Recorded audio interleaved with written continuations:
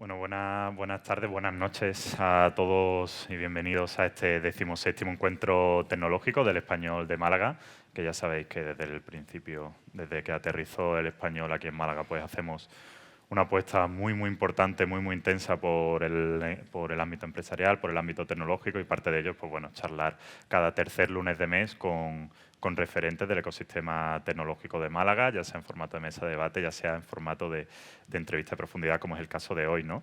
Yo soy Demófilo Peláez, soy periodista de tecnología, escribo en El Español sobre tecnología y tengo que agradecer también pues, bueno, a Cervezas Victoria, a Impajas Málaga y al Ayuntamiento por su colaboración para hacer posible este encuentro. Y por supuesto también a Antonio Gómez Guillamón, CEO de Artec, aquí presente y que es el protagonista de la tarde-noche de hoy, ¿no? De la velada de hoy. Así que bueno, muchas gracias por venir y por compartir pues, tu experiencia, tu trayectoria, tus visiones y tu análisis, que estoy seguro que será provechoso. Muy bien, bueno, pues muchísimas gracias por la invitación al Español.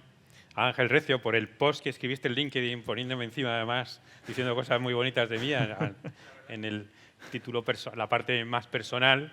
Y también muchas gracias a todos los que habéis venido. Algunos os conozco porque formáis parte de mi historia personal como empresario, como emprendedor, que antes no se decía, pero bueno, fue como empezamos en el Parque Tecnológico. Y muchos de vosotros, Felipe Romera, que está aquí, Álvaro Simón, director del Bicoronova, pues en fin, es bonito ver tanta gente aquí. Y a los que no os conozco de nada, pues espero que a partir de ahora pues, nos conozcamos un poco mejor. Claro que sí. Pues a mí me gusta siempre comenzar estos encuentros tecnológicos con una nota un poco más biográfica, ¿no? Y me interesa saber, en tu caso, Antonio, cómo te entró el gusanillo tecnológico, porque además tengo entendido que es una cosa que te viene un poco de familia. A mí el gusanillo, más que tecnológico, a mí lo que tenía era el gusanillo aeronáutico, aeroespacial. Y esto te entra de niño, de pequeño. Me encantaba el mundo de los aviones, el mundo de los cohetes, me gustaba hasta la astronomía, porque va todo un poco relacionado. Y eso yo tengo la suerte de, en ese sentido, haber tenido una vocación muy temprano. De pequeño quería ser piloto y quería ser piloto de...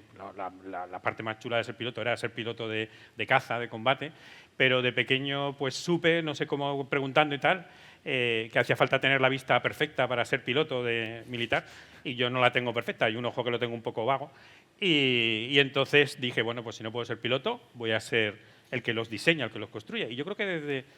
Ahora el equivalente, bueno, en aquella época era como somos todos mayores aquí, de la EGB, o casi todos, pues yo creo que sería como en octavo o en séptimo de básica, yo ya quería ser ingeniero aeronáutico, sin realmente saber qué se estudiaba para ser ingeniero aeronáutico. Y mi vocación viene de ahí, que tengo la suerte, muchos niños, además tengo ahora hijos en edad de decidir qué estudiar, les cuesta mucho decidirse, llegan hasta segundo bachillerato y todavía dudan.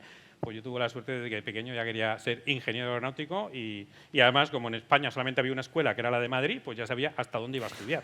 Así que bueno, mi vocación tecnológica realmente viene de la pasión por los aviones y por todo lo que vuela. Lo que te encuentras cuando empiezas a estudiar toda esta ingeniería y demás, pues también te atrapa, ¿no? Entiendo, dices, uy, esto es lo que yo quería. Sí, mira, primero justo antes, unos años antes de empezar, en aquella época no había internet, mi madre compró un libro donde aparecían todas las carreras y tal, y aparecía ingeniería aeronáutica, lo que había que estudiar, y ahí en ese libro decía que era la carrera más difícil. Y a mí aquello me motivaba, en vez de echarme para atrás era como, wow, voy a hacer lo más difícil que se pueda hacer. Pero la verdad es que cuando llegué a primero de carrera en aeronáuticos en Madrid, ni en primero, ni en segundo, ni en tercero se veía nada que se pareciese a un avión. Nada más que veías ecuaciones y más ecuaciones y más ecuaciones de todo tipo y era muy duro. La verdad es que se me hizo muy duro. Aquello que me motivó realmente haciendo la carrera o estudiando, pues me di cuenta que había que estudiar una barbaridad, que no podía parar. Y era una pena porque ese elemento motivacional de un chico que llega con mucha vocación aeronáutica, en la escuela de ingenieros aeronáuticos, al menos en aquel momento, era demasiado científica, matemática, y dejabas un poco la parte de aviones, la empezabas a ver ya un poco más tarde, ¿no? Cuando llegabas a cuarto, quinto y sexto de carrera. Dices que en aquel momento no se conocía como emprendedor, ¿no? Que era empresario únicamente y tal, pero ¿cuándo notas tú el inicio, una cierta llamada, una cierta vocación emprendedora? Pues también pronto, en esto soy de vocaciones tempranas, porque cuando estaba estudiando la carrera, hacer ingeniería aeronáutica en aquella época era una sola escuela y terminaban 100 ingenieros cada año. En la Orla somos 100 más o menos. Y yo había estudiado una barbaridad y había sufrido mucho y yo al final, me acuerdo, de los últimos años me automotivaba diciendo y yo a esto le tengo que sacar partido, porque aquí me estoy desplomando y le tengo que sacar partido de alguna forma. Y recuerdo ya que en sexto curso, que era el último año, vinieron del Colegio de Ingenieros Aeronáuticos a explicarnos por qué era bueno colegiarse una vez que ya tuvieses tu título de ingeniero. Y yo, como veía a mi entorno, a mis compañeros, ya que al final ya quedábamos pocos, y todos querían irse a Iberia, a construcciones aeronáuticas, en fin, a las empresas, a ISDEFE, a lo que era Aeropuertos Nacionales, que luego se pasó a llamar AENA, justo al año siguiente. Y como todo el mundo tenía claro que se quería ir a una gran empresa, porque para eso habías hecho ingeniería aeronáutica, pues yo me acuerdo que a esos del Colegio de Ingenieros Aeronáuticos le hice una pregunta, cuando tocó el turno de preguntas, y le dije, ¿qué atribuciones tengo yo como ingeniero aeronáutico que no tenga ningún otro ingeniero en España? Porque a eso me quiero dedicar. Porque en el fondo digo, si todo el mundo va a trabajar en casa o en construcciones, yo quiero sacar partido a lo que he estudiado, con atribuciones especiales. Y ahí fue cuando realmente yo lo que me estaba motivando era a tener, no tanto a lo mejor a ser empresario, pero sí a ejercer de forma libre o independiente la profesión, sacándole el mayor. Es lo que yo llamo hoy en día el lado romántico de la profesión, porque es que hay ingenieros aeronáuticos que se dedican a ese lado romántico, que están haciendo cosas ellos en cuanto a temas de boletines de aeronavegabilidad o modificaciones de avión y demás. Y cuando ya terminé la carrera, justo al terminar, mi primo Vicente, que es mi socio con el que empecé la carrera, él terminó un año antes que yo, se fue a trabajar a Boeing, a Estados Unidos. Yo me quedé en España, empecé a trabajar en construcciones aeronáuticas. Luego me fui estaba en construcciones aeronáuticas cuando todavía no era Airbus, justo poquito antes de que dejase de ser, pasase a ser Airbus, y me fui enseguida a Gamesa Aeronáutica, que ahora se llama Arnova, a Vitoria, que estaban empezando con programas aeronáuticos nuevos. Y con Vicente, mientras tanto, nos escribíamos cartas manuscritas, porque el email justo estaba empezando, todavía no tal, y empezábamos a escribirnos con ideas de montar una empresa juntos.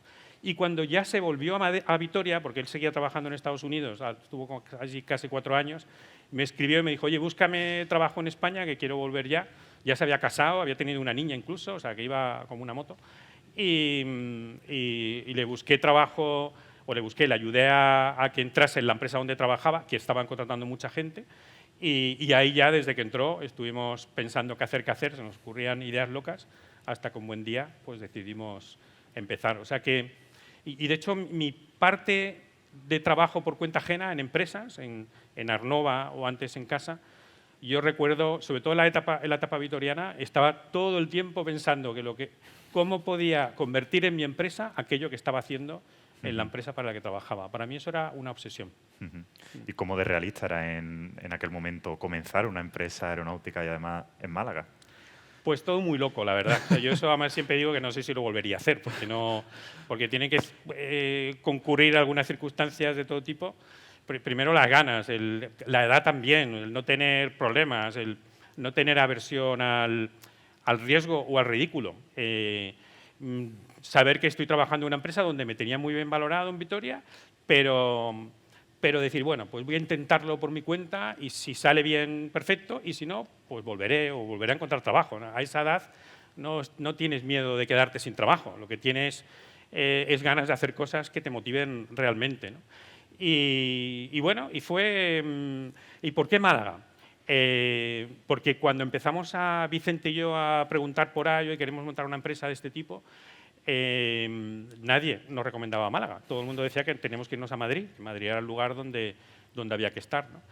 Pero había una empresa de ingeniería aquí en Málaga, de ingeniería de obra civil, laboratorio de materiales, que se dedica a hacer temas de control de calidad en obras, que en aquel momento estaba queriendo hacer proyectos o control y vigilancia de obras con AENA, y AENA en los pliegos de concurso siempre pedía que el jefe de unidad o el firmante de los documentos de esa asistencia técnica tenía que ser ingeniero aeronáutico, titulado en ingeniería aeronáutica. Entonces, esta empresa, que el dueño, yo era muy amigo del hijo del dueño, y el hijo del dueño estaba ya en una posición, acababa de entrar en la empresa, estaba en una posición de tal, pues hablando con él, dijo, oye, veniros para Málaga, a mí me ayudáis a entrar en proyectos de aeropuertos y yo os ayudo a daros cobertura al principio y que además de esos proyectos de aeropuerto vosotros luego podáis ir desarrollando vuestra vida profesional, ¿no? Y así fue como decidimos venirnos a Málaga, porque había una primera oportunidad de alguien que nos acogía en su seno, de alguna forma, y que bueno, nos daba un poco esa tranquilidad del primer año, segundo, tercer año, que bueno. Y luego, por otra parte, claro, yo venía aquí todos los veranos y Navidad, Semana Santa, con la familia, y vi cómo el parque tecnológico se hacía. Y me acuerdo haber pasado por el parque tecnológico y a mí me parecía que el parque tecnológico, que todavía estaba casi vacío, pero trasladaba ya una imagen muy profesional, muy de entorno, donde uno podía hacer cosas que pudiesen ser de ámbito tecnológico o de valor añadido o con proyección internacional. Entre eso, la universidad, el aeropuerto de Málaga, un poco atando cabos, dije, bueno, pues era un poco raro en el 97 tomar esa decisión, pero los elementos de éxito para el entorno estaban ya ahí. Y fue como empezamos. Justamente por eso te quería preguntar cómo recuerdas el ecosistema tecnológico de Málaga en aquel momento. Pues muy pobre. A ver, el parque tecnológico que estaba ahí y proyectaba una imagen chula, ¿no? De sitio, además, un chico joven. De hecho, me acuerdo uno de esos, el último verano, antes de dejar la empresa en la que trabajábamos y venirnos aquí, le pedimos una reunión a Felipe Romera y a través de un conocido, y nada, Felipe nos recibió ahí en su despacho, en la sede del PTA, y nos escuchó y tal. Oye, pues me parece, bueno, en fin, vosotros sabéis y tal. Nos dijo, mira, vosotros si vais a empezar aquí, lo mejor es que vayáis a la incubadora, al Bicuro Nova, a hablar con Álvaro Simón, que es el director allí, y ya está. Y fue cuando hablamos. La siguiente visita fue a ver a Álvaro, a ver la incubadora del PTA, el Bicuro Nova, y a encontrar el entorno. Pero estaba ya AT4, bueno, CTCom se llamaba en aquella época. En la entrada había una empresa muy chula, Hughes. Hughes, para los que somos aeroespaciales, es súper aeroespacial. Y la verdad es que era bastante increíble que estuviese ahí en la entrada del parque tecnológico. Pero no había mucho, pero lo poco que había, Ingenia estaba allá, y de hecho nosotros ocupamos el local que dejaba Ingenia cuando se fue el Bicuro Nova. Novasoft hacía mucho ruido y iba creciendo y se hacía mucho de notar. En fin, había Antonio Mediato de Irzón, justo acababa de empezar, y de hecho me los presentaron los de la agencia IDEA. Oye, hay un chico que también está con una empresa empezando y tal. O sea, que éramos pocos, pero la verdad es que Luis Fernando y Fernando Hardasmal, Antonio Mediato, Fernando Bustamante, que estaba ahí por ahí empezando con lo de Acerca, Pepe Blanco, Felipe, poco a poco pues nos fuimos haciendo piña, y aunque el ecosistema era pequeño, era todo gente muy animada y gente muy receptiva y con ganas de escuchar y de ayudar.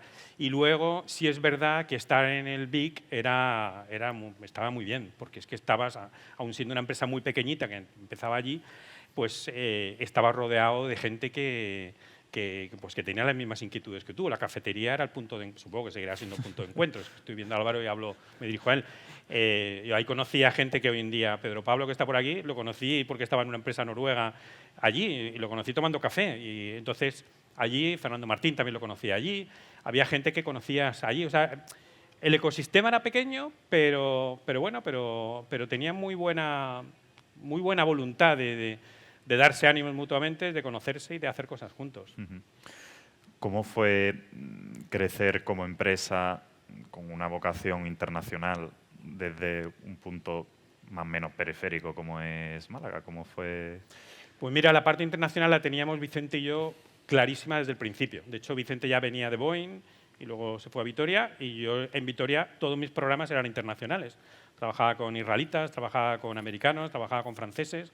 Y cuando decidimos empezar, sí que teníamos claro que la empresa, en el momento que ella pudiese, y tenía que ser lo antes posible, tenía que optar a proyectos internacionales. De hecho, muy poco tiempo después de haber empezado, cuando todavía éramos muy pequeños, hubo una recepción de empresas británicas que querían trabajar en aeropuertos en España, porque AENA estaba empezando a invertir, de repente entró una dinámica de inversión brutal, y claro, eso llamó la atención de clústeres de empresas en otros países, vinieron hubo una recepción en la Embajada Británica. Allí conocimos a unos británicos, una empresa de ingeniería británica que quería trabajar en España, y les dijimos, oye, ¿vosotros queréis trabajar aquí? Pues nosotros también queremos trabajar en Reino Unido, como sea.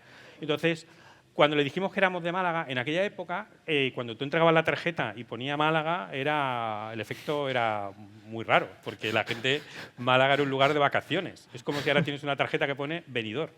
Y uno dice, ¿y tú qué haces en Benidorm? Pues en aquella época, y perdón por los de Benidorm, si no sé si alguien nos está escuchando, pero digamos, era un poco singular, y más para un inglés, que venía al aeropuerto de Málaga. No se llamaba entonces Costa del Sol, pero como si lo fuese.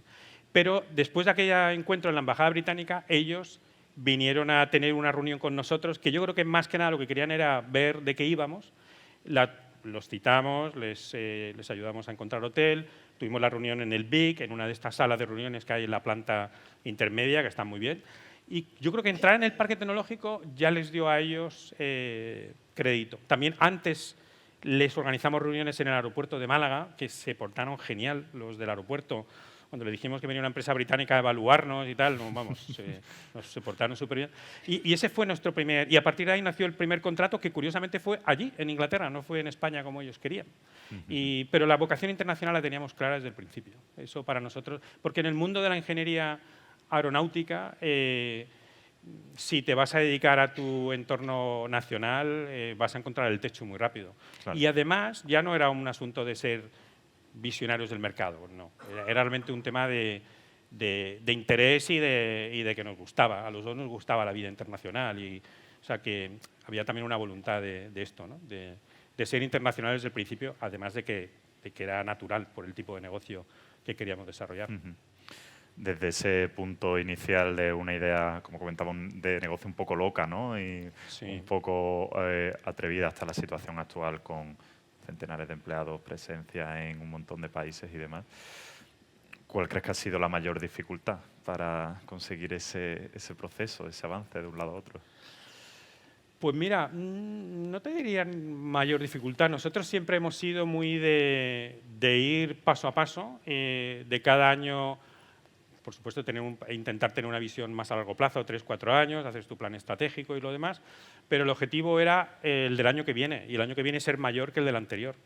Y no te puedo decir que haya habido alguna... Por supuesto, en este viaje de 25 años hemos pasado nuestros momentos de crisis, nos hemos reconvertido internamente, porque hubo una época que hacíamos otras cosas que luego, cuando la crisis gorda inmobiliaria y financiera cerró mercados enteros, pues nos posicionamos aún más en el mundo aeronáutico. O sea, en este viaje hemos pasado nuestros ratos duros, pero dificultad en el crecimiento, cuando tú vas siempre paso a paso en una dirección, a mí me gusta la montaña y pienso en aquel pico de allí que está lejísimo, pero si tú te pones a andar hacia él, siempre hacia él, luego resulta que no está tan lejos. Entonces, lo difícil, me imagino, es aquellas empresas que necesitan correr mucho. Nosotros no necesitábamos correr mucho. En 25 años se puede llegar muy lejos, pero ha sido paso a paso, ha sido despacio.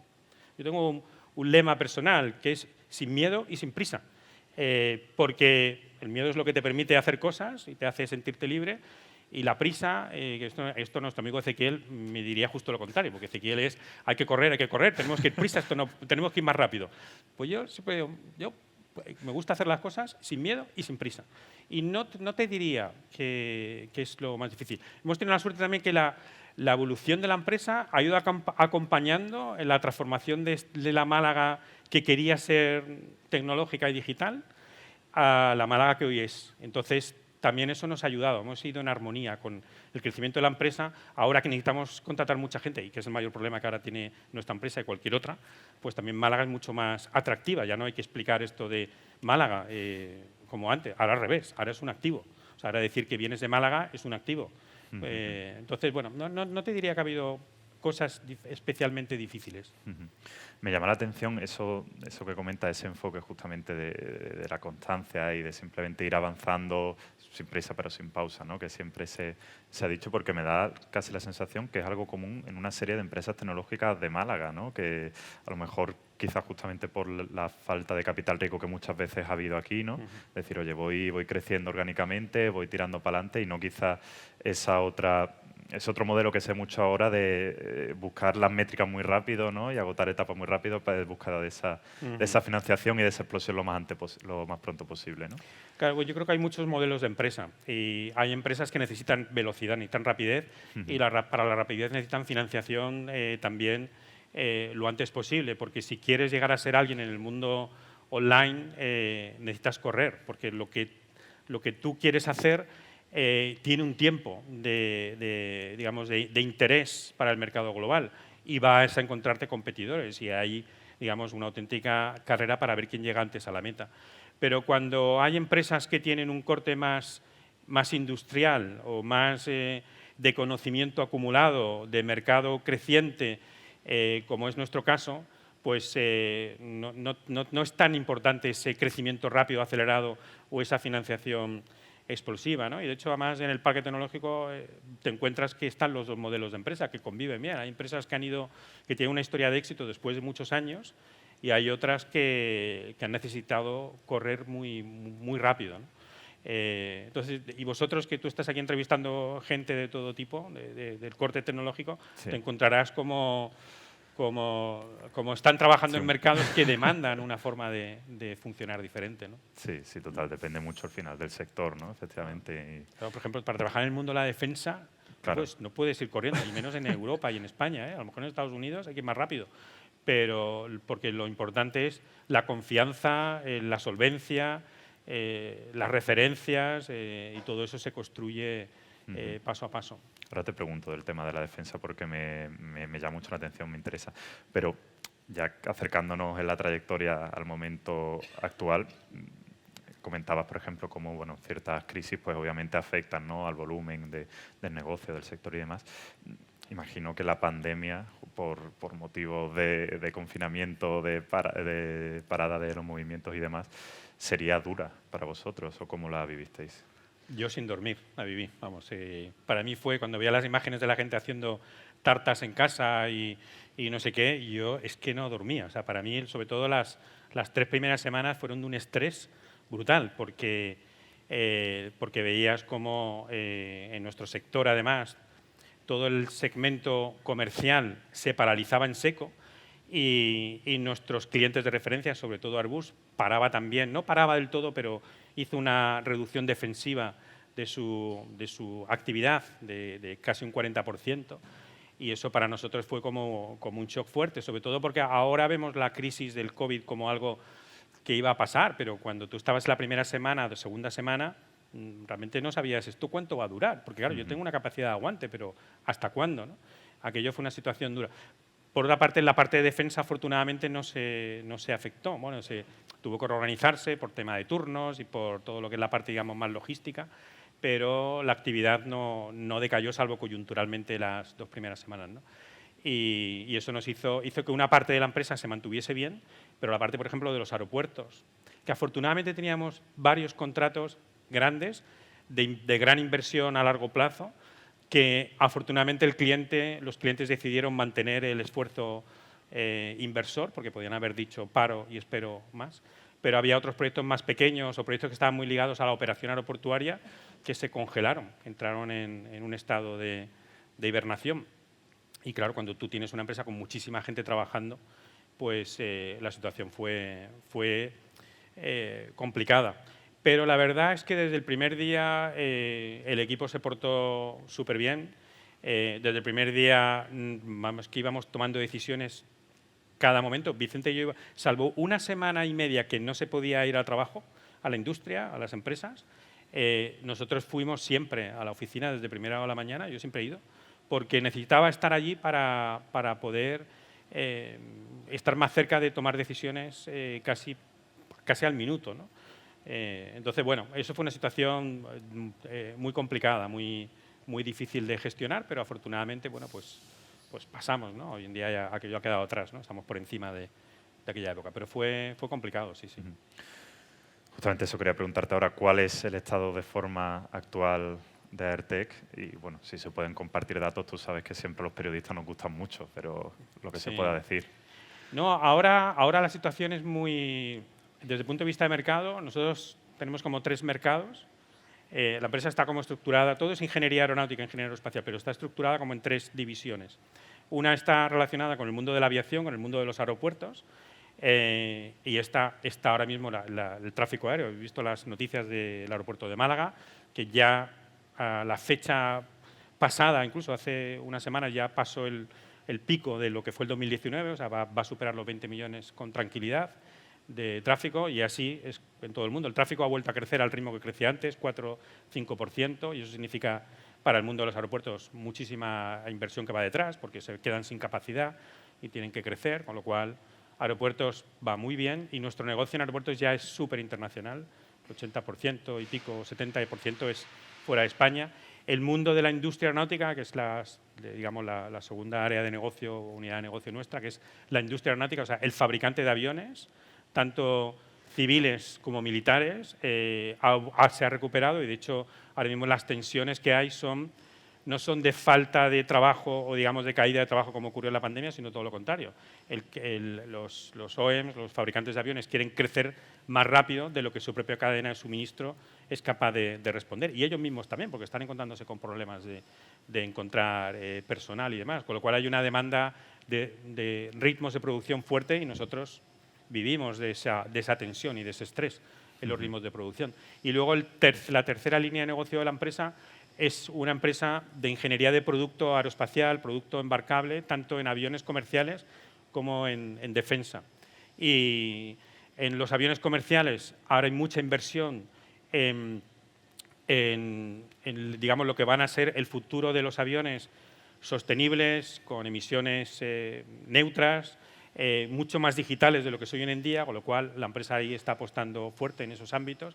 Y en la parte de defensa, pues porque los presupuestos de defensa se han disparado y las tecnologías además necesitan acompañar los futuros programas de desarrollo. De hecho, tanto a nivel europeo hay grandes programas de defensa enormes y además de mucha duración, que están lanzados y están lanzados con prisa, y bueno, y la parte española de cada país también, los presupuestos de defensa están. Con lo cual, la empresa ahora mismo está creciendo a un ritmo fuerte. Yo creo que el último año, respecto al anterior, creceremos como el 17%, el año que viene pues por ahí también, desde luego en torno al 15%, y bueno, la verdad es que ahora mismo vamos a crecer rápido. El año anterior también crecimos, pero también es verdad que tuvimos el valle del 2020 COVID, 2021 todavía casi COVID, o sea, COVID realmente, pero ya 22, 23 y 24 estamos en un ritmo de crecimiento fuerte. Comentabas antes que uno de los principales retos que os encontráis ahora mismo es el encontrar talento para el ritmo de crecimiento que lleváis. ¿Cuál es la situación en ese sentido? ¿Faltan ingenieros aeroespaciales? Sí, ahora mismo hay una situación, no es solo española ni malagueña, que la gente dice, no es que es Málaga, no, es una situación europea. Nosotros la vivimos en Alemania, la vivimos en Francia, la vivimos en Reino Unido, y por supuesto también la vivimos en España. En España, de hecho, ha llegado un poco más tarde. Ahora mismo hay una falta de personal. Es verdad que uno dice, bueno, pero si salen muchísimos ingenieros de las escuelas de ingeniería de España, bueno, ahora estamos yendo todas las empresas a pescarlos allí. Vamos directamente ya a las universidades a ver qué podemos hacer. Estamos todos estrechando lazos con las universidades para ver con qué gente nos quedamos. Pero cuando ya te vas a perfiles que tengan ya cierta maduración en cuanto a que hayan trabajado, que tengan ya experiencia, ahí ahora hay un boom de mercado muy grande de actividad, sobre todo en perfiles digitales, en perfiles de cualquier disciplina, industriales, de la que quieras, pero con un perfil digital, ahí hay ahora mismo una demanda fuertísima de todas las empresas. Todo esto que he dicho antes de mercados crecientes es demanda de personal. Entonces, bueno, pues nosotros tenemos ahora un buen número de posiciones abiertas que cuesta cubrir, y luego sufrimos, como muchas empresas, la rotación, porque claro, también hay una situación de captación de talento de otros para aprovecharlo tú, que deja el hueco en el otro, en fin. Es una situación que yo creo que ahora mismo, si antes el problema era siempre, digamos, la falta de capital financiero, capital puro, el acceso al mercado, ahora mismo el capital humano es el principal, es uno de los principales focos de todas las empresas del sector tecnológico. ¿Y la marca Málaga os ayuda un poco a atraer talento de fuera? Sin duda, yo creo que ahora Málaga es un activo. La marca Málaga ahora mismo es un activo para darle caché a tu empresa y para que haya gente que si tú le propones venirse a trabajar a Málaga, pues lo considere con interés de cualquier lugar de Europa o de Latinoamérica. Eso ahora mismo juega a favor, sin duda, y eso yo creo que lo hemos hecho entre todos. Qué bueno. Uno de los verticales más relevantes, lo comentabas antes, es el de la defensa, ¿no? Al final, el de las aeronaves de defensa. Me interesa saber cómo se entra en ese mercado, ¿no? Porque entiendo que, como bien dice, es un mercado que se basa mucho en la confianza, en las garantías, en lo bueno conocido, digamos, ¿no? Y claro, no sé, en vuestro caso, ¿cómo fue el punto de entrada? Ahora hasta ya manteneros hasta hoy aquí. Pues mira, nosotros entramos en el ámbito de defensa en dos fases diferentes. Una que es más fácil, y es porque realmente, sobre todo en España, Airbus, la actividad principal de Airbus en España son aviones militares, los aviones de transporte militar. El Eurofighter también es un avión importante, el MRTT, que son los multipropósito, que están en Madrid, en fin. Entonces tú, como ingeniería que está trabajando con Airbus en desarrollos industriales o en desarrollos de producto, pues también tienes la oportunidad de empezar a trabajar con ellos en aviones militares, ¿vale? O sea, es la primera fase de entrar en defensa. Pero esa fase, digamos, es la fácil, entre comillas, porque es el cliente quien... Tú has ganado la confianza del cliente industrial. El cliente industrial te mete en un programa, te podría meter en el A350, que es un avión comercial, o te puede meter en el A400M, que es un avión militar. La segunda fase, esa ya sí que fue muy complicada y nos ha costado mucho tiempo, años, que es entrar a trabajar con Ministerio de Defensa. Porque ahí sí, primero tienes que entender cómo funciona el Ministerio de Defensa, los tres ejércitos, sus cuarteles generales, cómo es la toma de decisiones. Tienes que ganarte la confianza, tienes que tener además en el mundo militar, tienes que tener los clearance, las habilitaciones de seguridad, tanto españolas como de la OTAN. Todos esos son procesos largos que incluso te obligan a hacer cambios en tu propia estructura física de tus instalaciones. Entonces, todo eso es complicado. Tienes que aprender las reglas del juego. Si vas a trabajar con otro Ministerio de Defensa, tienes que saber que todo al final está relacionado. En fin, hoy en día ya sí que somos proveedores, somos industria de defensa, pero ha sido un proceso complicado, largo, pero en fin, es el mercado. El mercado en sí mismo es un mercado muy singular, como es lógico. Una de las últimas noticias justamente que me ha sonado de AERTE, que es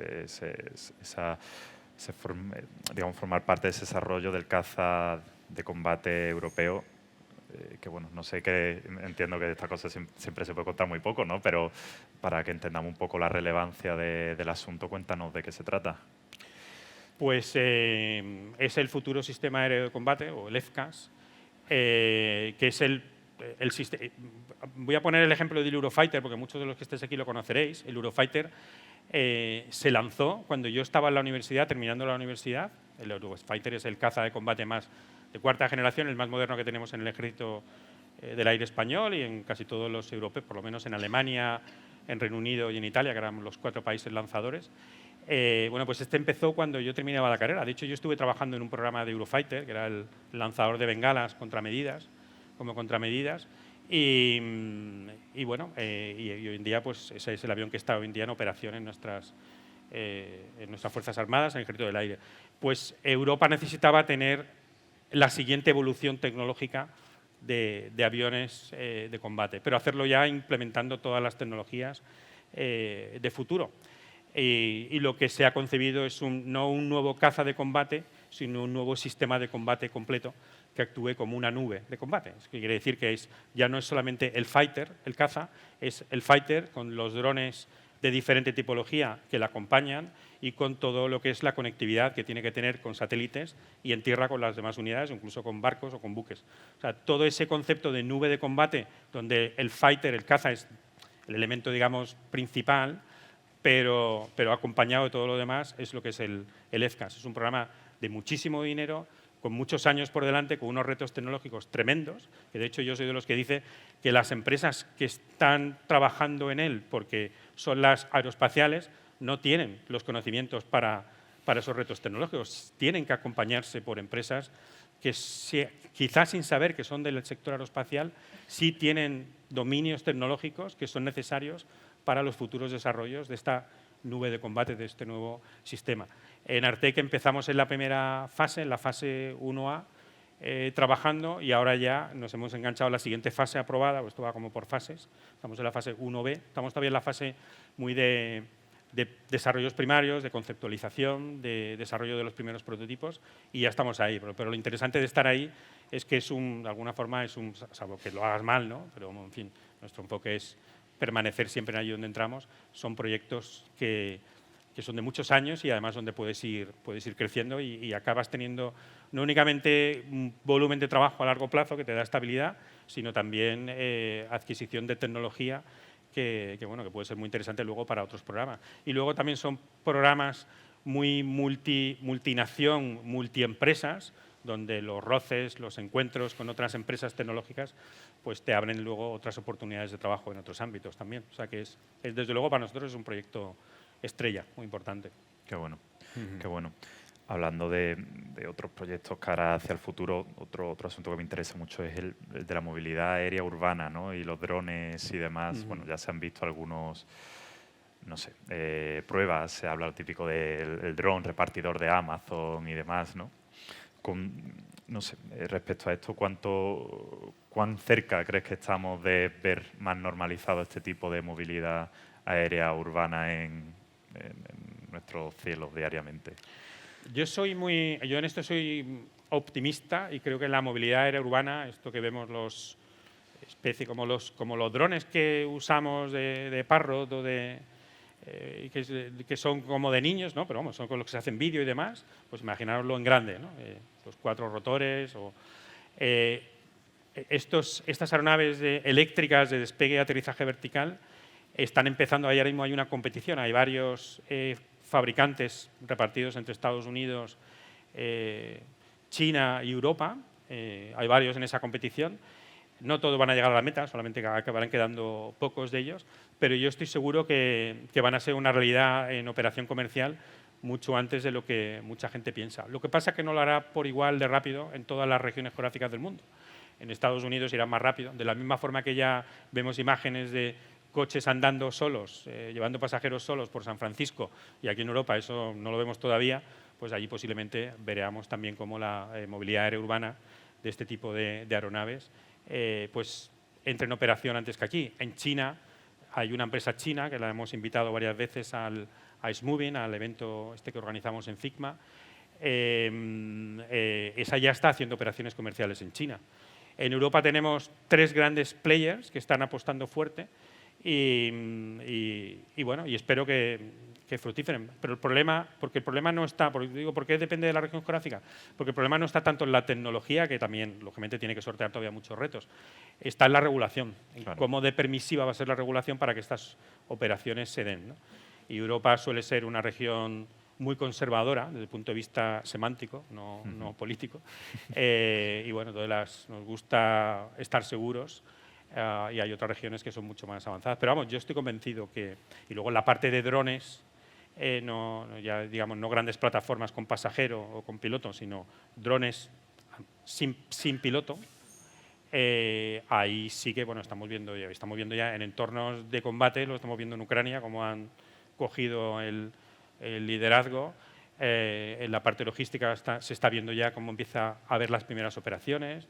En fin, como siempre, todo eso ocurrirá antes, allí donde la necesidad sea importante sortearla, ¿no? En temas logísticos, en África estoy convencido, fíjate, este tipo de sistemas posiblemente en África se desarrollen antes que en ningún sitio, porque van a ser los que van a favorecer cómo atacar o cómo abordar una situación de emergencia o cómo hacer un reparto de algo que realmente sea necesario hacer, igual que en las zonas de archipiélagos, en fin, todo aquello que requiera transporte en lugares remotos donde lo importante es llegar al fin por delante de la seguridad de la operación, aunque la operación en aeronáutica siempre es lo primero. Bueno, pues iremos viendo cómo prosperan. Qué bueno. Otro asunto de presente-futuro que me interesa es el de la sostenibilidad, ¿no? Que al final entiendo que cara a los vuelos, a la aeronáutica y demás, es una concienciación cada vez más presente a nivel social, ¿no? Oye, ¿cómo podemos mantener las ventajas de volar sin perjudicar tanto al medio ambiente? Me interesa también saber cómo estáis trabajando en ello desde Airtec. Sí, eso es un reto, desde luego, la sostenibilidad, el no impactar o minimizar tu impacto en emisiones para la aviación es un reto importante, porque cuando he hablado antes de plataformas eléctricas, estamos hablando siempre de un corto radio, muy corto, y en la aviación, precisamente, el atractivo de la aviación es que te pueda llevar de un continente a otro, aparte de los vuelos continentales, ¿no? El medio radio. Y mientras más largo es el vuelo, más difícil es convertir la forma en la que hoy en día volamos hacia que sea una forma sin emisiones, cero emisiones, salvo que cambiemos el combustible, que para eso también hay ahora mismo inversión, que es dejar de usar el queroseno para ir sustituyendo poco a poco por combustibles sostenibles de aviación, los SAF famosos. Pero eso es un reto muy, muy importante. La aviación hoy en día impacta en un 3% en el global de emisiones, con lo cual hay muchísimas industrias que impactan mucho más, pero es verdad que esas otras muchas industrias que impactan mucho más tienen una hoja de ruta para descarbonizarse y, sin embargo, en aviación esa hoja de ruta es complicada, con lo cual, con el crecimiento de la aviación hoy en día, ahora seremos el 3, pero si los demás reducen y nosotros no, dentro de 5 o 10 años, pues en vez del 3 seremos el 5, el 6 y empezaremos a estar en porcentajes que ya pues no sean tan tolerables, ¿no? Nosotros como Airtec sí que nos interesa mucho el ámbito de la sostenibilidad, de trabajar para esa transformación de la aviación de hoy hacia una aviación sin emisiones. De hecho, como empresa de ingeniería, son retos que nos encantan porque son retos de ingeniería al final. Y lo que hemos hecho ha sido apostar, al final son muchas tecnologías las que intervienen ahí, muchos ámbitos, y hay que apostar por en cuál quieres destacar tú. Y nosotros hemos decidido posicionarnos en la parte de electrificación del avión, no tanto electrificación como el avión eléctrico, sino que el avión use de una forma mucho más intensiva la electricidad para todos sus sistemas de vuelo, cosa que hoy en día suelen ser hidráulicos o neumáticos, los sistemas de vuelo. Bueno, y en ese uso intensivo de la electricidad hay muchos retos que resolver y la empresa está muy bien posicionada en eso. De hecho, yo creo que en España ahora mismo somos la empresa mejor posicionada o con, digamos, más caché en lo que es el avión más eléctrico, la electrificación del avión. Y bueno, nos interesa muchísimo. Hay muchísimos retos que resolver y desde luego la empresa está apostando por ellos a nivel aviones comerciales y también en la parte de aviación militar. Hemos hablado de la industria de defensa, de los drones, la movilidad aérea urbana, de la sostenibilidad. ¿Qué otros retos se me han podido escapar que afronta Airtec en los próximos años? Pues te ha escapado el más bonito de todos. A ver. Bueno, y el que ya es más futurista, que es el de la colonización espacial. Claro. A mí ese me encanta, vamos. Es el... Y de hecho, antes cuando me comentabas de tu vocación y tal, cómo empezaste de niño, también pasé mi época de yo lo que quería era ser astronauta. Claro. Cuando estaba en COU decía, quiero ser astronauta. Y esto además funcionaba bien para ciertas cosas. y siempre me ha encantado el espacio. Por desgracia en la empresa, además siempre estoy muy frustrado y lo digo en la empresa, digo, nosotros tenemos que mirar arriba, tenemos que trabajar en el espacio, pero la verdad es que donde nos va bien y donde al final hemos encontrado en esa posición es el mundo aeronáutico, en el mundo de los aviones. Poquito a poco vamos haciendo alguna cosa para espacio, pero ahí desde luego hay un reto espectacular. Estamos viendo una auténtica carrera espacial. Es la carrera espacial de cuando éramos niños, los que nacimos en los finales de 60 o los 70, la estamos viviendo ahora otra vez y de una forma acelerada. Y además ahora en dos vertientes diferentes. En la que antes fue carrera espacial, que fue la militar, la del orgullo de las naciones, la de la competencia entre países. Esa es brutal ahora, porque la parte además militar y defensa nos hemos dado cuenta que el espacio es un segmento estratégico en materia de defensa. Y luego la otra carrera es la comercial. Es que ahora hay muchísimo dinero y muchísimos y empieza a haber cada vez más empresas que están poniendo muchísimo dinero porque las aplicaciones de espacio ahora ya sí que puedes convertirlo en negocios muy, muy rentables, ¿no? Y entre los dos está el más allá que estar en órbita baja, media o alta, no. Ahora está los programas en la Luna, los programas en estaciones espaciales en órbita Tierra-Luna y la llegada a Marte. Ahí hay unos retos espectaculares y además ahí a mí me parece muy bonito porque ahí interviene todo. O sea, ya no es un tema de ingeniero aeroespacial porque el cohete o porque la nave espacial. Es que ahí entra de todo. Entran temas de hábitat, entran temas de alimentación, entran temas de protección del cuerpo humano, entran temas de psicología, entran temas de derecho. Eso es un ámbito espectacular. Y ahí, bueno, pues ese es un reto para el mundo que para mí me parece que es el más apasionante de todos. Es muy interesante porque efectivamente, como comenta, ahora se ve mucho más la variante comercial, ¿no? Casi del espacio y empresas privadas que ya no es solo eso, la NASA y los rusos, ¿no? Sino que efectivamente ahí se ven muchas más empresas privadas como entran en el espacio y demás. Pero, no sé, a mí desde fuera del sector me da la sensación muchas veces que lo que vimos es eso, Estados Unidos o lo que sea, ¿no? ¿Cómo se puede hacer espacio desde Europa y, bueno, Pues concretamente mira, desde Málaga, desde Andalucía? Sí, en España tenemos hay estos dos mundos, en términos de mercado los solemos distinguir en dos. El espacio de siempre, que es el que está financiado por las agencias espaciales, que normalmente son proyectos gubernamentales, y luego está el otro ámbito que llamamos el New Space, que es el que es de financiación comercial con el objetivo de que aquello que haces tenga un rendimiento comercial. Esto es New Space. En el ámbito agencias espaciales, la Agencia Espacial Europea es una agencia potente, que tiene sus programas, tiene programas de diferentes niveles de ambición, tiene programas de exploración de espacio profundo, tiene programas hoy en día trabajando también para la Luna, dentro de Artemis. En fin, grandes satélites, la Copernicus, Galileo, las grandes constelaciones para geoposicionamiento, para observación de la Tierra. Y luego en el ámbito privado del New Space hay muchas empresas que están naciendo. De hecho, en Málaga tenemos, en el Parque Tecnológico, tenemos una de las más bonitas, de HV Technologies, que esta es una para invitar aquí, a que cuente cosas. Está habiendo, de hecho es curioso, fíjate, esta reflexión la hice hace poco. Empresas aeronáuticas que hayan nacido en los últimos años y que hoy en día tengan éxito y sean conocidas por su ingeniería aeronáutica en el mundo de los aviones, hay pocas. De hecho, nosotros somos de los nuevos y hoy en día estamos en el top del mundo aeronáutico, pero hemos necesitado 25 años para llegar allí. Sin embargo, en espacio y startups hay muy pocas. En espacio hay un montón de startups ahora mismo.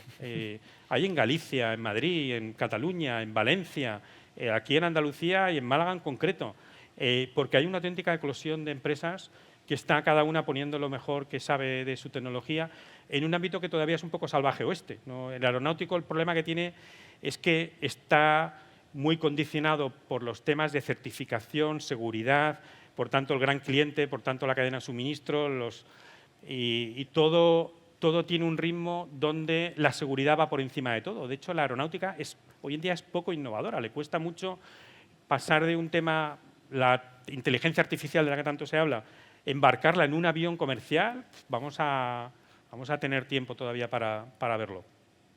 Sin embargo, en un mercado tan dinámico como es el del New Space hoy en día, casi todo vale, porque el satélite, cuando lanzan tantos satélites, constelaciones, el satélite llega a un momento en que vale tan poco dinero ya, que no importa que no llega a su destino, lo desechas y buscas el siguiente y el siguiente. Entonces, eso le da mucha más libertad de diseño, de probar cosas. En fin, estamos viendo a Elon Musk cómo está entrando en ese mundo y lo vemos con muchísimas constelaciones que están apareciendo y empresas que se están dedicando a ello. Hay un mercado bonito ahí. No sé si también con la elección de Sevilla como sede de la Agencia Espacial Española y durante 2024 también de la Agencia Espacial Europea, si no me equivoco, también va a servir para que Andalucía, no sé, se sitúe más todavía Sin en duda, esta industria. la sede de la Agencia Espacial Española en Sevilla ya está generando… Primero, el que haya una Agencia Espacial Española, que es que no la había. Solamente el hecho de que ya haya una agencia espacial española ya nos da una posición de visibilidad en el mundo espacial internacional, porque ya hay un interlocutor con quien hablar cuando se está hablando de grandes proyectos espaciales. Antes las competencias en espacio estaban muy repartidas en varios ministerios y ahora ya hay un interlocutor único, ¿no? Y encima, además, con un equipo humano que es muy brillante. Y que encima la sede está en Sevilla, ha hecho que muchas de esas actividades, reuniones, encuentros, se estén dando en Sevilla. Y cuando digo Sevilla, yo estoy todo el día entre Sevilla y Málaga. Para mí Sevilla y Málaga, en este sentido, en el mundo aeroespacial, están absolutamente conectadas, ¿no? Entonces, de hecho, hay empresas que están ya...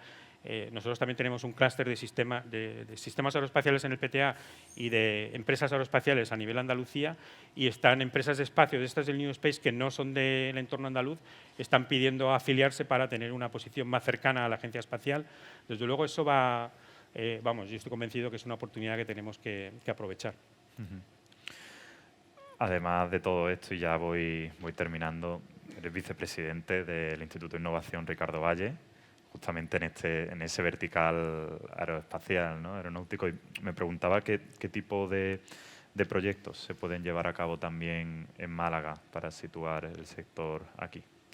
Pues mira, cuando hablamos del sector aeroespacial en Andalucía, nos solemos fijar mucho, porque es donde está lo más visible, en las grandes fábricas de Airbus que tiene en Sevilla, que es la línea de ensamblaje final de aviones, que es un auténtico flagship a nivel europeo, porque solo en 3 ciudades europeas se ensambla un gran avión, ¿no? Y Sevilla es uno de ellos.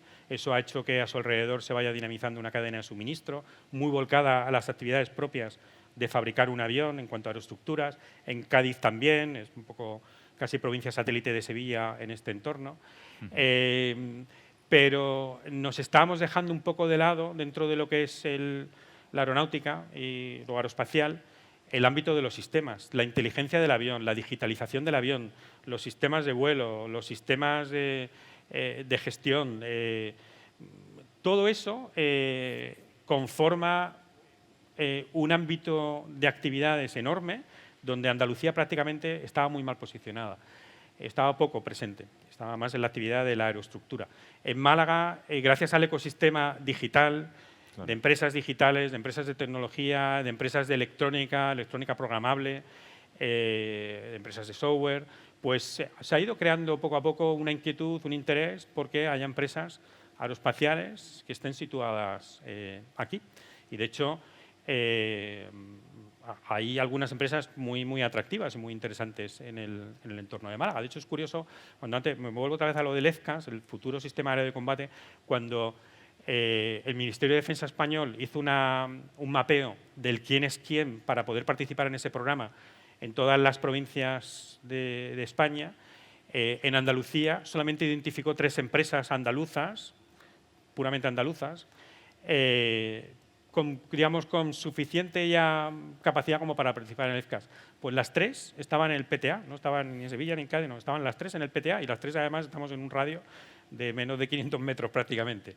Entonces, bueno, y eso ha hecho que haya otras empresas que estén ahora aterrizando en Málaga. Capgemini es un ejemplo de empresa que ha venido también aquí un poco al hilo de todo este tejido, de toda esta parte de sistemas aeroespaciales. En fin, ahí hay una posibilidad muy interesante, yo creo, para Málaga en el entorno andaluz, porque lo bueno no es decir somos la República Independiente de lo aeroespacial andaluz, ¿no? Lo que hacemos es ofrecer al cliente aeroespacial, tanto de la aeronáutica como del segmento espacio, las capacidades completas, la de la aeroestructura junto con la parte de la inteligencia y del sistema del avión. IRV, Innova IRV, pues Innova IRV es el espacio donde todo eso se encuentra. Ahí te encuentras con primero el core, que fue un poco el objetivo por el que nació, de la parte de microelectrónica. Hoy en día todo necesita microprocesadores. Los microprocesadores, además, nosotros en ese sentido actuamos como prescriptores, es decir, oye, ¿cómo nos gustaría que fuesen los microprocesadores que tienen que alimentar los sistemas que vayan a ser embarcados en plataformas aeroespaciales? Pero luego ahí te encuentras con expertos en ciberseguridad, en expertos en inteligencia artificial, expertos en IoT, con grandes empresas, además, y, bueno, y ese ecosistema en un espacio, no diría espacio cerrado, porque físicamente no tiene interés, lo que tiene interés es la confluencia de todo este talento, pues es lo que hace que desde Innova y RV se pueda participar en el futuro de la aviación sostenible o en el futuro, o digamos, en los proyectos de New Space que ya se están desarrollando. De hecho, esa es un poco nuestra ambición, estar en New Space, estar en, como estamos nosotros como tractores, nos interesa mucho el ámbito de la electrificación y bueno, y trabajaremos también en el futuro en temas de plataformas de UVTOLs o de Urban Air Mobility o movilidad aérea avanzada, ¿no? donde todos los servicios digitales alrededor del vuelo de una de estas plataformas son tan o más importantes que la plataforma en sí mismo.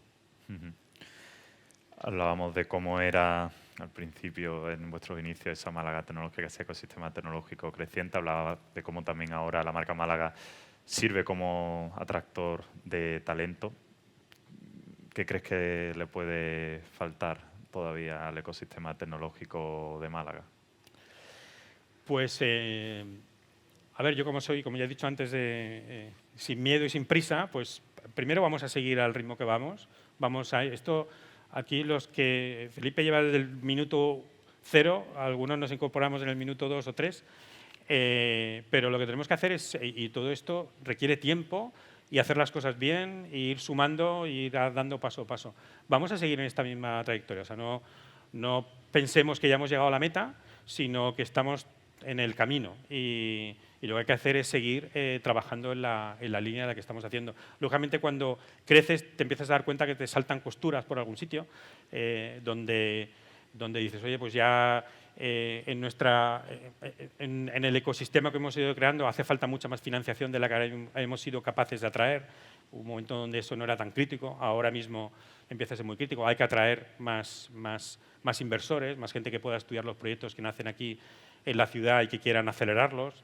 Hace falta también que la ciudad esté más preparada para el ecosistema completo. Yo siempre digo que el parque tecnológico fue como cuando Málaga no era tecnológica, era como abonar un terreno, ararlo bien, prepararlo bien y que allí echar todas las semillas para que aquello germine, pero hoy en día eso ha desbordado ya toda la ciudad y lo que hay que hacer es que la ciudad esté preparada para poder acoger ese desborde, ¿no?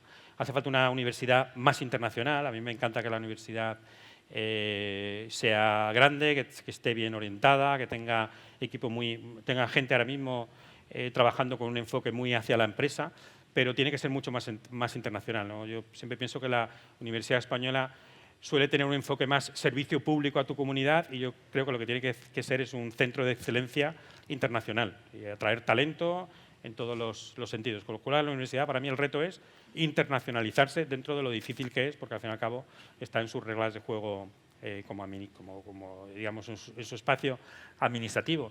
Tenemos que conectarnos mucho más con todo el ecosistema de la Costa del Sol. Marbella está ahí, pues allí están pasando cosas, pues hay que conectarlas más. La comunidad internacional que hay en toda la Costa del Sol en aquella dirección es súper interesante y además con el COVID ha cambiado, porque antes era una comunidad internacional donde venían a jubilarse o a vivir de una forma más tranquila y ahora ya no, ahora vienen vienen gente joven, muy tecnológica, a dejar allí o a irse con la familia para desde allí seguir trabajando en el ámbito internacional y los tenemos aquí al lado, entonces bueno, pues tenemos que ser capaces de meterlos en el eje, en esta Málaga tecnológica. En fin, para mí eso es un poco nuestra universidad internacional, entender toda la provincia, la parte Málaga ciudad con los problemas que puede tener todavía de poder acoger empresas, la parte de financiación, para mí esos son los retos, pero vamos a por ellos, ¿no? Yo creo que están identificados y lo que hay que hacer es, entre todos, seguir con la misma estrategia empujando en esa dirección, ¿no? Genial. Pues yo, Antonio, las preguntas que tenía las tenemos resueltas de sobra, entonces, bueno, abrimos el turno de preguntas aquí a los ponentes, que seguro que al entrevistador se le ha olvidado alguna cuestión o no ha preguntado lo suficiente por algún aspecto. Entonces, bueno, es el momento ahora para aprovechar y lanzar alguna cuestión, que si alguien quiere, pues levanta la mano y lo tenemos.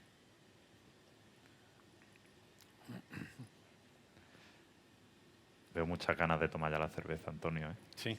No sé cuánto hemos hablado, no sé cuánto tiempo hemos estado. Pues hemos estado una horita casi, sí. Con la tontería se me ha alargado. Tenemos una por ahí, sí. Hola, ¿qué tal? Mira, yo como soy joven y sigo en la universidad, y esto que estabas comentando al final, de internacionalizar la Universidad de Málaga, ¿cómo crees que se podría hacer? Porque yo soy un alumno bastante activo y esas cosas me interesan, pero la verdad que no sabría cómo enfocar esa misión. Bueno, yo sé que la universidad en sí mismo tiene muchas constraints propios, ¿no? Y sé que tiene un enfoque muy local al final. O sea, al final, de hecho, y creo que es un problema español, ¿eh? Las universidades españolas están concebidas, de hecho hoy en día prácticamente el lema era casi que no haya una provincia sin universidad, porque parece como que da pena que un chico malagueño tenga que irse a estudiar fuera. Y yo creo que lo interesante es que esa universidad sea un centro donde venga a estudiar gente de todo sitio. Es verdad que cuando dicen, no, pero en Málaga vienen más Erasmus que en ninguna otra ciudad. Pero bueno, pero eso lo de los Erasmus no me vale. Lo de los Erasmus vienen muchos estudiantes un año a pasar el Erasmus en Málaga por muchas razones y por el atractivo del lugar y todo lo que quieras. Pero que escojan Málaga porque esa universidad es excelente en estas disciplinas, porque tiene profesores que son de otros países, porque hay grados completos que se imparten en inglés, y eso ya solamente con eso, con que haya grados completos que se impartan en inglés, y que se abra la admisión y que se aumente la cuota de admitidos que puedan venir de otros países, todas esas cosas, profesorado internacional, grados en inglés como el idioma común europeo, y que se amplíe la cuota y que se anime además a que vengan alumnos de otros países. Y luego los grupos de investigación también. Los grupos de investigación malagueños son bastante internacionales porque tienen una actividad muy internacional. Pero bueno, yo creo que ahí todavía seguramente queda algo por hacer. Yo más o menos es por ahí por donde lo veo. Pero falta por combatir el elemento cultural de la propia universidad española y luego el administrativo, que toda esta cosa que digo yo, luego te dicen, no, esto no se puede hacer por esto, por lo otro, porque el profesor tiene que tener no sé qué cosas, y entonces no puede traerme uno de fuera. En fin, ahí. Pero esas barreras lo que hay que hacer es identificarlas y combatirlas. ¿Tenemos alguna otra cuestión? Sí. ¿Tenemos otra? ¿Ya hay otra? Van a ser esas dos y vamos ya con la cervecilla, ¿eh? ¿Dónde ves Artec dentro de 10 o 15 años? Pues, ¿dónde la veo dentro de 10 o 15 años? Pues si crecemos al 10% anual, pues hacemos la serie con despacito y con buena letra. A ver, no, yo espero que sea una empresa de ADN puramente europeo. De hecho, era una de nuestras obsesiones y está en nuestra estrategia. Queremos ser una empresa europea de ADN europeo, como lo es Airbus, que Airbus es la única empresa realmente europea que existe en la Unión, manteniendo nuestra sede social en Málaga y donde hemos nacido, porque es donde nos gusta estar.